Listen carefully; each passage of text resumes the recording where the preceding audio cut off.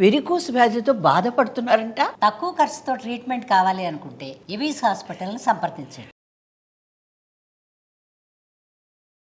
నమస్తే రమ్మగారు. నమస్తే జయ. రమ్మగారు, మన కదిరి ఆలయం చాలా విశేషమైన ఆలయం అని విన్నాను రమ్మగారు. ఆలయం యొక్క స్థల పురాణం, అసలు ఆ విశిష్టత ఒక్కసారి మీ మాటల్లో. పిఎస్ఎం లక్ష్మి గారు రాసిన నృసింహ క్షేత్రాల పుస్తకంలో కదిరి ఆలయం గురించి చాలా విశేషంగా ఉంది జయ. ఎన్నేళ్ల నుంచో కదిరి చూడాలని కోరిక నాకు. ఇది మన హనుమాచార కీర్తనలో కదిరి నృసింహుడు కంబమున వెడలే అని ఒక పాట ఉంది. చాలా బాగుంటుంది, భలే పవర్ఫుల్ పాట. ఎన్నేళ్ళు వినుంటాం, బాలకృష్ణ ప్రసాద్ గారు పాడింది. కదిరి నృసింహుడు కంబమున వెడలే విదితముగా సేవింపరు మునులు. మునులు సేవిస్తారు అక్కడ. అబ్బా సకలాయుధములు సహస్రభుజముల వికట నృసింహుడు వెసబుని అని రాస్తారు. అన్ని ఆయుధాలు ధారించిన నృసింహమూర్తి అక్కడ ఉన్నాడని అసలు పాట వింటే గూస్ బంప్స్ వస్తాయి. అది ఎంత బాగుంటుందో పాట. ఈ తర్వాత మనం ఇప్పుడు బేట్రాయి సామదేవుడు ఆ పాట తమ పవన్ కళ్యాణ్ గారు ఫేమస్ అయ్యారు కదా, ఆ పాట చాలా బాగుంటుంది. ఏంటది, కాటమరాయుడా కదిరి నృసింహుడు. ఈ కదిరి నరసింహుడు ఈయన ఎలా ఉన్నాడు అంటే, స్వామివారు అక్కడ పారువేటకి వెళ్తాడు. స్వామి వేటకెళ్తారు అక్కడ. ఈ పారువేట ఉత్సవాలు చాలా చోట్ల కనపడతాయి మనకి. ఎక్కడ, మన అహోబిలంలో స్వామివారు పారువేట ఉత్సవానికి వెళ్తాడు. మనకి తిరుపతి వెంకన్న కూడా పారువేటకి వెళ్తాడు ఒకరోజు. అలాంటివి ఉన్నాయి. స్వాములు అయ్యవార్లు వేటకి వెళ్తున్నటువంటి ఒక ఉత్సవం జరుపుతారు. ఈయన కదిరి నరసింహస్వామి కూడా పారువేట ఉత్సవంలో పాల్గొంటాడని చెప్తారు. ఆయన మీదే రాయబడింది. బేట్రాయి అంటే వేటరాయుడు. ఆయన వేటకెళ్తాడు కాబట్టి బేట్రాయి అంటే అదేదో రాయి కాదు, వేటరాయుడు. అర్థమైందా? కరెక్ట్ గా ఆ ప్రాంతపు భాషలో అది బేట్రాయి అయిపోయింది. వేటరాయుడు అన్నమాట. వెళ్తాడు స్వామి అట్లా ఊరేగింపుగా పారువేటకి వెళ్తాడు అమ్మవార్లతో కలిసి. కదిరి ఆలయము చాలా ప్రత్యేకత కలిగింది. ఈ కదిరి కదిరి అంటామా, కదిరి కాదు, అది ఖాద్రి. యాక్చువల్గా అద్రి విష్ణుపాదము కొండగా కలిగింది. ఆ పక్కన ఒక కొండ ఉంది. స్వామివారు నృసింహావతారంలో ఆ కొండ మీద తొలిపాదం పెట్టాడని, ఆయన సౌమ్య రూపంలో కనపడమంటే ఆయన అక్కడ పాదం పెట్టి దిగువన అర్చావతారంగా వెలిశాడని చెప్తారు. కొండ దిగువన ప్రశాంత స్వరూపంలో కనపడతాడు లక్ష్మీ నరసింహుడు. కొండ పైన స్వామివారి పాదం ఉంది. ఆ పాదం ఉన్న కొండని ఖాద్రి కొండ అంటారు. ఆ ఖాద్రే ఇది కదిరిగా మారింది. దీంతో పాటు దీనికి ఇంకో ప్రత్యేకత ఉంది. ఈ ప్రాంతం అంతా భృగు మహర్షి ఇక్కడ తపస్సు చేశారని, ఖదీర వృక్షాలు, ఖదీరం అంటే చండ్ర చెట్లు, సండ్ర పేరు వినుంటావు కదా నువ్వు. ఈ మామిడి సండ్ర అంటాం, నేను చెప్తున్నా. మామూలుగా ఊళ్ళల్లో సండ్ర అంటారు. సండ్ర చాలా ప్రత్యేకమైన చెట్టు. ఈ చెట్లు ఎక్కువ ఉన్నాయట ఈ ప్రాంతంలో, అందుకని దీనికి పేరు వచ్చిందని చెప్తారు.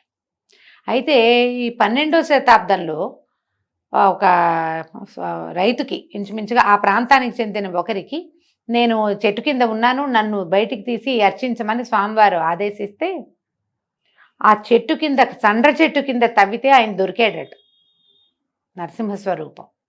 తర్వాత 12వ శతాబ్దంలో ఇంచుమించుగా ఈ రాయల వంశానికి చెందిన వాళ్ళే తొలి దేవాలయాన్ని నిర్మించారు. ఇంచుమించు 200 పైన ఎకరాల స్థలంలో నిర్మించబడింది.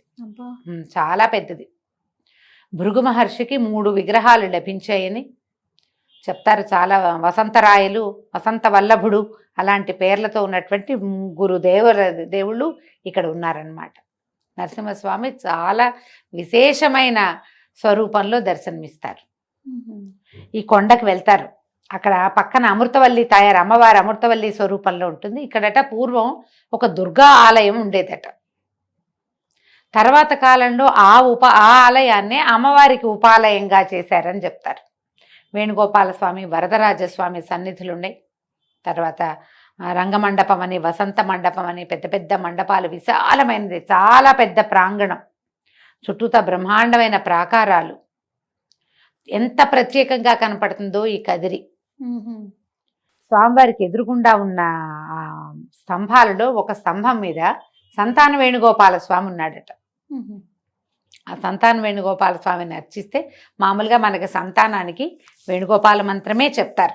అవును. ఇప్పుడు సంతాన వేణుగోపాల స్వామిని అర్చించడము పూజించడమే కాకుండా కొంతమందికి ఎవరైనా గురువుగారు లభించారనుకో సంతాన వేణుగోపాల మంత్రం ఉంటే గనక వారికి సంతానం కలుగుతుందని, ఎవరికైతే ఆ మంత్రం ఉంటుందో వారి వలన కూడా సంతానం కలుగుతుందని అలాంటివి ఉన్నాయి. ఆడవాళ్ళకి మగవాళ్ళకి కూడా చెప్తారు.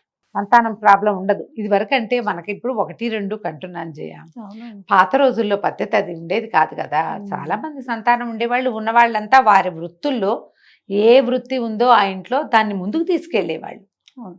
ఈ సైన్యాధికారుల ఇళ్లలో వాళ్ళలో పిల్లలు పుడితే కనుక అందరూ చక్కగా సైనికులుగా అధికారులుగా రాజ్యాలను ముందుకు తీసుకెళ్ళడానికి అంతమంది అవసరం కదా. అప్పట్లో అలా ఉండేది ఆ పద్ధతి. ఈ వేణుగోపాల స్వామిని కనుక పూజిస్తే అద్భుతంగా సంతానం కలుగుతుందట. ఆలయం చాలా ప్రత్యేకంగా విశేషంగా కనపడుతుంది. ఇప్పుడు ఇది ఎక్కడుందని చెప్పాలి, మనం అనంతపురం జిల్లా అని చెప్పుకోవాలి. ఈ అనంతపురం మనకి ఇది పుట్టపర్తికి కొంత దగ్గర, అనంతపురానికి దగ్గర. మెయిన్ రోడ్డు మీద ఉన్నట్టుగా కనపడదు. రోడ్డు మీద నుంచి కొంత లోపలికి అంటే కొంత డీవియేషన్ ఉంది. బెంగళూరు రూట్లో కనపడుతుంది మనకి. బెంగళూరు రూట్లోనే ఇది కనపడుతుంది. కానీ దానికోసం మళ్ళీ మనం లోపలికి వెళ్ళాలో 50 ఎంతో వెళ్ళాలి ఇంచుమించుగా. వెళ్తే మనం ఈ కదిరిలో ఉన్నటువంటి స్వామిని సేవించుకోవచ్చు. ఈయన కింద అర్చావతారంలో కనపడతాడు. ఖాద్రి కొండ, ఆ కొండని మాత్రం ఖాద్రి కొండనే అంటారు.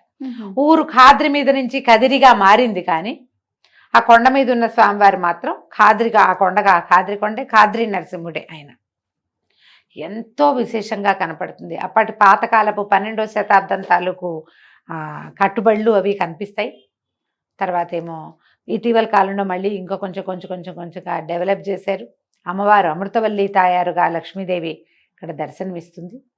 ప్రహ్లాద వరదుడుగా కనపడతాడు ఇక్కడ. పూర్వం ఇది వేదారణ్యం అనేవారట. వేదవ్యాసులు ఇక్కడ తపస్సు చేశారు. అప్పుడు ఉండేవి చండ్ర చెట్లు. అలా పేరు వచ్చిందనమాట. అయితే ప్రతి నెల అనట స్వామివారికి స్వాతి నక్షత్రం నాడు అభిషేకం చేస్తారు. అభిషేకం చేశాక విగ్రహాన్ని శుభ్రంగా తుడుస్తారు కదా, చెమట పోస్తుందట స్వామికి. మన శ్వేత బిందువులు కనపడతాయి. అందుకని స్వామివారి ఇక్కడ ప్రత్యక్షంగా ఉన్నాడని చెప్తారు. అయితే స్వామివారి భృగు మహర్షికి శ్రీదేవి భూదేవి సమేత ఉత్సవ వర్లని స్వయంగా స్వామివారే ఇచ్చారట. ఆ వల్లభ ఉన్నారు వాళ్ళు, వసంతకాలంలో ఇవ్వటం వల్లే ఆయన్ని వసంత వల్లభుడు అంటారట. ఆ ఉత్సవ వర్లని నరహరి, వసంత మాధవుడు, వసంత వల్లభుడు, ఇట్లా 3 రకాల ప్రతిమలు ఉన్నాయన్నమాట. అయితే ఈ కాలంలో అమ్మవారు అయ్యవారు కలిసి అక్కడికి వెళ్తారు. కదిరి కొండకి, ఆ ఖాద్రి కొండకి పారువేటకి వెళ్తారట. పెద్ద రథం ఉంది ఈ దేవాలయానికి. రథం ఒక 130-150 సంవత్సరాల నాడు తయారు చేయబడింది. విశేషంగా కొన్ని పౌర్ణములు ఉత్సవాలు బాగా చేస్తారు. మల్లెపూల పౌర్ణమి అంటారు, అదొక ఉత్సవం చేస్తారట ప్రత్యేకంగా. అన్నీ కూడా పాల్గొన పౌర్ణమి, ఆషాఢ పౌర్ణమి, చైత్ర పౌర్ణమికి ఇక్కడ కదిరి పున్నమని ప్రత్యేకం. ఆ ప్రాంతవాసులంతా పున్నానికి వచ్చేస్తారు. ఈ పారువేటకి వెళ్ళిన తర్వాత స్వామివార్లని మళ్ళీ పొరవీధుల్లో ఊరేగిస్తారట. కదిరి ఊళ్ళో ఊరేగిస్తారు, కొండకి తీసుకొస్తారనమాట. ఉత్సవాలు అవి విశేషంగా జరుగుతాయి. ఇంకా ఈ ప్రాంతానికి వెళ్తే మనం దగ్గరలో ఇంకొక 2 ప్లేసులు చూడొచ్చు. దీనికి దగ్గరలో తిమ్మమ్మ మర్రిమాన్ అని అతిపెద్ద మర్రి చెట్టు. మామూలుగా మనకి ఇక్కడ ఇంకొకటి ఉంది కదా పిల్లల మర్రి కంటే కొంచెం చిన్నదైన తిమ్మమ్మ మర్రిమాను అనే ఒక పెద్ద మర్రి చెట్టు ఉంది ఇక్కడ కదిరికి కొంచెం దగ్గరలో. తర్వాత యోగి వేమన ఈ ప్రాంతానికి చెందిన వారి సమాధి ఉంది. యోగి వేమన సమాధి పూర్వకాలం నుంచి ఉన్నప్పటికీ ఇటీవల దాన్ని బాగా డెవలప్ చేసి చుట్టూతో ఏం చేశారు, శిలాఫలకాల మీద ఆ పద్యాలన్నీ వేశారట. అసలు మనకి ప్రింట్లో లేని చాలా పద్యాలు అక్కడ కనపడతాయి. ఈ తిమ్మమ్మ మర్రిమాను మన ఫాలోవర్ ఒక ఆవిడ ఇదివరకు ఎప్పుడో 5-6 ఏళ్ల నాడు ఏది మనం చెంగాళమ్మ చెప్పాను చూడు, ఆవిడ చెంగాళమ్మని చూడ్డానికి వెళ్ళి ఈ తిమ్మమ్మ మర్రిమాను కూడా చూశారు వాళ్ళు. అప్పుడు నాకు చెప్పారనమాట, చాలా బాగుంది, అక్కడ ఒక పతివ్రత ఒక ఆవిడ పేరు తిమ్మమ్మ అక్కడ ఉండి ఆవిడ పెట్టిన చెట్టు అట అది. ఆడేదో బట్టలు చీరలు అవి కూడా సమర్పిస్తారట. ఎంత పెద్దదోనండి మర్రి చెట్టు, చాలా బాగుంది అని చెప్పారు. మనం ఆ తిమ్మమ్మ మర్రిమాను చూడొచ్చు, ఈ యోగి వేమన సమాధిని కూడా దర్శనీయ ప్రదేశాలు అవే అన్నమాట. ఈ కదిరిలో ఉన్నటువంటి వేంచేసి ఉన్న లక్ష్మీ ప్రసన్న వరదుడుగా ఉండేటువంటి నరసింహస్వామిని కూడా దర్శనం చేసి రావచ్చు. కదిరి వెళ్ళగలిగితే అనంతపురం మనం బెంగళూరు వెళ్ళేటప్పుడు ఒక 4-5 గంటలు ఎక్స్ట్రా టైం కనుక పెట్టుకుంటే మనం కదిరి నరసింహస్వామిని చూసి రావచ్చు. ఓ. ఈ స్వేద బిందువులు వస్తాయనేసరికి వింటేనే ఎంత అదే. ఎంత బాగా అనిపించిందో. స్వామి చాలా ప్రత్యక్షంగా కనిపిస్తారట ఇక్కడ. ఏది అడిగినా కోరికలు తీరుతాయని, ఏదైనా ప్రచండమైన ప్రమాదంలో ఉన్నప్పుడు ఆయన అట్లా కదిరి స్వామి ఇట్లా రక్షించేస్తాడు, బయటికి తీసేస్తాడని చెప్తారు. ఆ ప్రాంతం వాళ్ళంతా నమ్ముతారు కదా, అంతే. కదిరి స్వామిని చాలా నమ్ముతారు. అక్కడి నుంచి ప్రసాదాలు మాత్రం ఏదో ఒక రూపంలో వస్తుంటాయి నా దగ్గరికి. వెళ్ళడానికి అవకాశం చిక్కట్లేదు కానీ అదేలేండి. ప్రసాదం మాత్రం వచ్చేస్తూ ఉంటుంది. ఎప్పుడో స్వామివారి దయ తెలిస్తే చూడొచ్చు.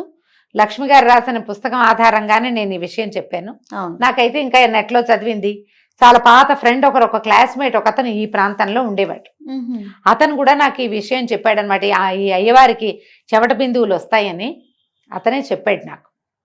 స్వామివారు మానవ శరీరం లాంటిది ఉంది అక్కడ, ఇట్లా చెమట బిందువులు వస్తాయి, చాలా ప్రత్యేకంగా విశేషంగా ప్రతి స్వాతికి ఇక్కడ అభిషేకం చేస్తారట.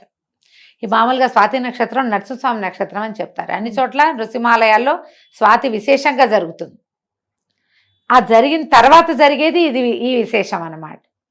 అవకాశం ఉన్నవాళ్ళు అనంతపురం వైపుకు వెళ్ళగలిగితే తప్పకుండా ఈ ఆలయాన్ని దర్శించండి. తప్పకుండా రమ్య గారు. నమస్తే. నమస్తే.